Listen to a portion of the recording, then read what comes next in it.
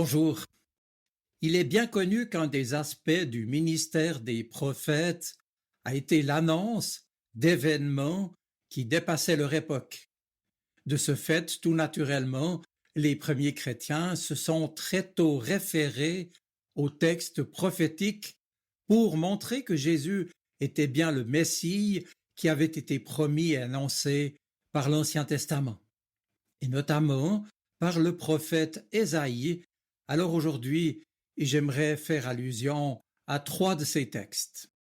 Mais avant de commencer, il me faut préciser que ces 3 passages se trouvent dans ce que les spécialistes de l'Ancien Testament appellent le livre d'Emmanuel, c'est-à-dire dans les chapitres 7 à 12 du livre d'Ésaïe.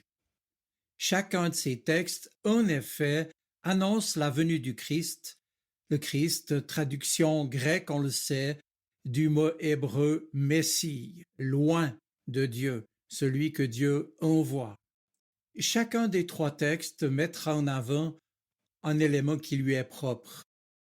Le texte d'Ésaïe 7, versets 10 à 17, mentionne entre autres ceci. Je cite: « Le Seigneur vous donnera lui-même un signe.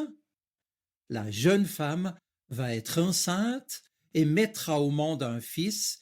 Elle le nommera Emmanuel, Dieu avec nous. » Eh bien, ce qu'il me faut mentionner ici du contexte, c'est qu'à l'époque du roi Akaz, tout le pays de Juda était en crise. En effet, une coalition régionale composée de plusieurs pays s'était formée pour se protéger contre la menace de l'envahisseur assyrien. Or, cette coalition cherchait à forcer le roi Akaz à la rejoindre, mais celui-ci a refusé, voulant chercher secours auprès de l'Empire assyrien lui-même. Cette décision malheureuse du roi de Juda plongea de fait toute la région dans le chaos. C'est à ce moment précis que le prophète Ésaïe va à la rencontre d'Akaz, lui précisant que Dieu l'invite à revenir à lui. Mais Akaz va renoncer. Alors Dieu lui impose un signe qui cependant ne se produira pas du vivant d'Akaz. Ce sera en fait un jugement contre lui. La promesse faite à David, son ancêtre, de maintenir la dynastie royale, désormais se portera sur un fils qui viendra seulement dans un avenir lointain. Une jeune femme vierge et non mariée deviendra enceinte et enfantera. Ce ne sera donc que 8 siècles plus tard, bien plus tard, que les évangiles annonceront donc la venue de Jésus-Christ, le Messie promis. L'évangile de Matthieu, en particulier, précisera les circonstances qui ont entouré la naissance de Jésus. Marie s'était fiancée à Joseph. C'était une jeune femme non mariée, vierge, qui s'est trouvée, nous dit le texte, enceinte par l'action du Saint-Esprit. Et l'on voit ici que Matthieu, au chapitre 1er, verset 23, relie très clairement cet événement à la prophétie d'Ésaïe. Mais comment cela a-t-il pu se faire? Une jeune fille enceinte par l'action du Saint-Esprit agissant en elle. Eh bien, il est évident que cet événement a suscité et suscite encore des réactions multiples et contradictoires. Il y a là, bien entendu, quelque chose qui dépasse notre entendement. Alors, faut-il commencer par comprendre pour croire? Eh bien, pour ma part, je ne le pense pas. Car il est des tas de choses dans ce monde que nul ne comprend et qui existent pourtant. Et personnellement, après avoir longtemps réfléchi et puis raisonné, je me suis dit que finalement le meilleur parti à prendre était encore celui d'écouter la sage parole d'Augustin, vous savez, ce chrétien engagé, ce père de l'Église, ce théologien avisé du IVe siècle qui disait ceci, je le cite, « Il nous faut croire pour comprendre. Il nous faut croire pour comprendre. » C'est vrai que le Nouveau Testament nous présente ce miracle de Dieu devenu homme sans autre explication. Et nous pouvons certes l'ignorer, le refuser ou même le combattre, mais nous ne pouvons pas détruire cela. Le fait est là. Alors, plutôt que de continuer à douter avec les moqueurs, croyons-le, prenons le parti de faire confiance à ce que Dieu nous dit. Et puis, réjouissons-nous, comme Siméon, ce croyant à l'interface de l'Ancien et du Nouveau Testament, qui louait Dieu, voyant le petit enfant, en disant « Mes yeux ont vu le Sauveur qui vient de toi, Seigneur, et que tu as suscité en faveur de tous les peuples. » Ce texte se trouve en Luc chapitre 2, les versets 30 et 31. Maintenant, un deuxième texte du livre d'Ésaïe, annonçant le Messie, va retenir notre attention. Il se trouve en Ésaïe 8, depuis le verset 23 jusqu'au chapitre 9, le verset 6. Ce texte est encore plus connu que le précédent, puisqu'il proclame, je cite, « Un enfant nous est né, un fils nous est donné. » Historiquement, le royaume du Nord était plongé dans les ténèbres et les angoisses. Il avait donc subi de plein fouet les conséquences de la décision regrettable d'Akaz d'appeler l'Assyrie au secours, et cela a précipité la chute du royaume du Nord, puisqu'en 722, le pays a été dévasté par la puissance assyrienne. Pourtant ici, dans ce texte, il y a de quoi s'étonner. Oui, au sud, là, dans le royaume de Juda, le prophète Ésaïe pourtant annonce la lumière, la joie et la victoire sur la Syrie. L'ennemi, dit-il, sera vaincu. De la part de Dieu, il annonce même que le peuple sortira dans la rue, fera la fête, dansera, chantera et va se réjouir. La guerre sera terminée, les ténèbres dissipées et les larmes séchées. Mais par quelle armée cette libération sera-t-elle opérée? Comment le combat pour la liberté va-t-il se dérouler? Y aura-t-il un général, un héros ou un libérateur à féliciter? Eh bien, la seule explication qui nous est donnée par la prophétie réside dans cette unique proclamation, depuis bien sûr maintes fois reprise à chaque Noël, un enfant nous est né, un fils nous est donné. Pas de bataille, pas d'armée, pas de général, mais un enfant. Dans le Nouveau Testament, c'est encore une fois Matthieu qui va citer ce texte d'Ésaïe. Or, ce qu'il y a d'étonnant ici, c'est qu'il va citer ce passage seulement au moment précis où Jésus va commencer son ministère en Galilée, qui était justement autrefois le royaume du Nord. C'est là, dans cette région, qu'il va s'installer pour exercer en effet une grande partie de son ministère. Dans cette région qui avait le plus souffert de la rébellion d'Akaz et des conséquences de la cruauté humaine des Assyriens.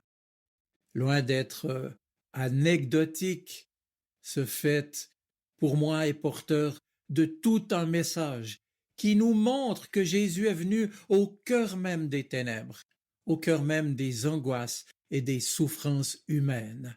Il est venu pour apporter sa lumière, sa paix et sa joie, quoi qu'il puisse arriver.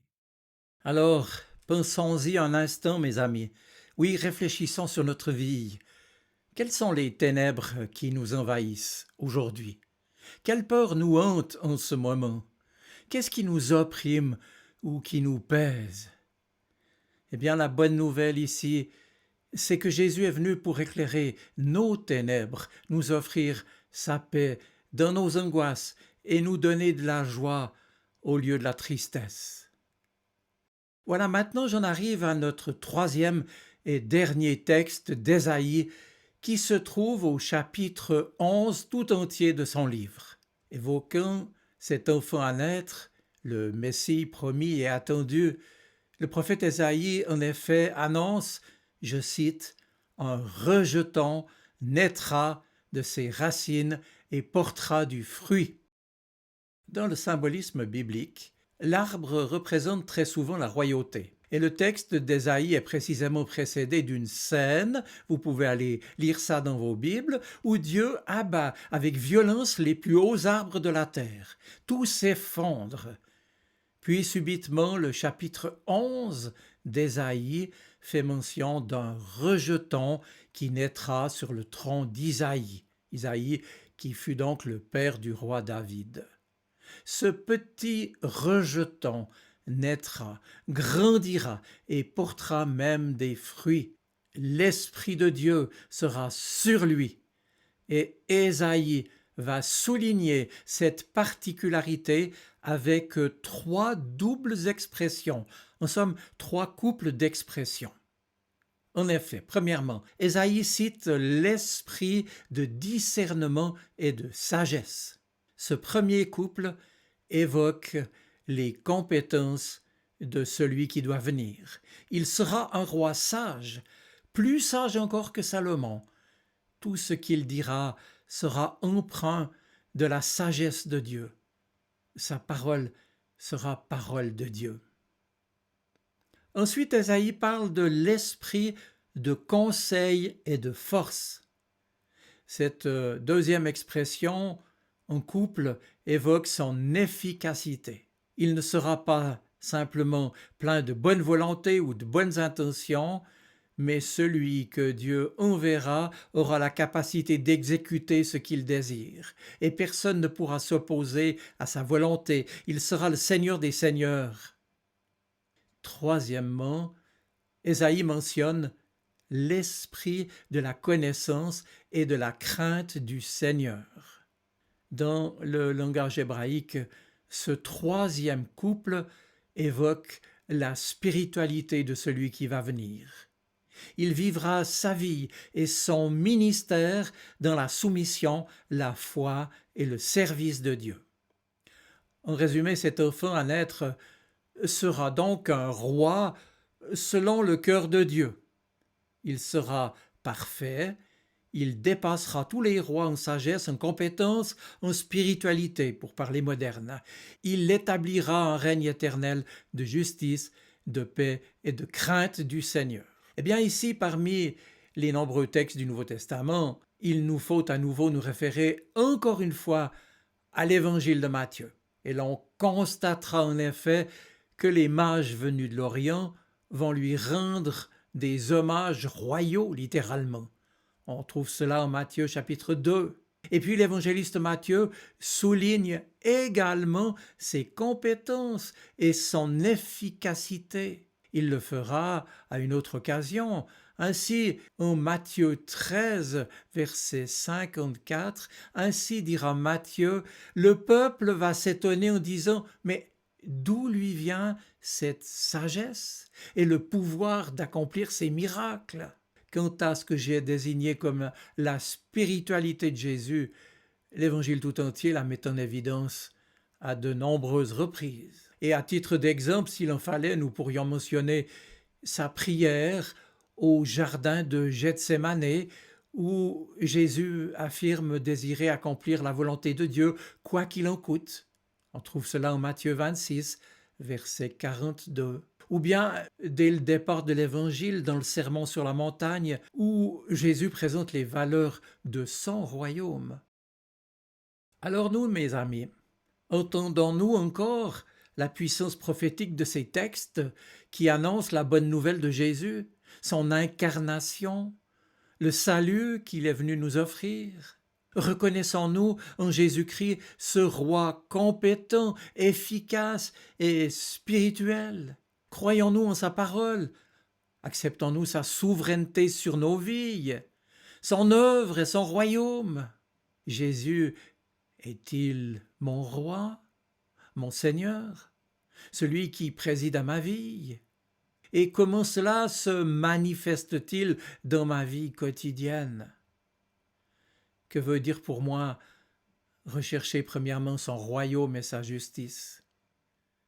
Voilà, je termine pour dire qu'en particulier dans ce temps de l'Avent qui précède Noël, il est bon de méditer sur ces passages prophétiques afin de vraiment nous réjouir de la venue de notre Sauveur. Oui, mes amis, réfléchissons sur notre vie.